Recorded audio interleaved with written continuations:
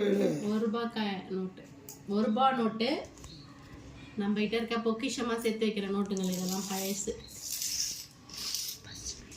First இதுதான் first அந்த 1 ரூபாய் நோட்டு. அதுக்கப்புறம் அந்த 1 ரூபாய் நோட்டு இது இப்போ லேட்டஸ்ட்டாக அந்த 1 ரூபாய் நோட்டு. இந்த எந்த நோட்லையுமே காந்தி இருக்க மாட்டார். இப்போ வர நோட்டில் தான் காந்தி, அதுக்கு முன்ன இருக்கிற நோட்லலாம் காந்தி தாத்தா இருக்க மாட்டார். வெறும் சிங்கர் தான் போட்டிருக்கோம். 2 ரூபாய் எடுத்துட்டீங்களா?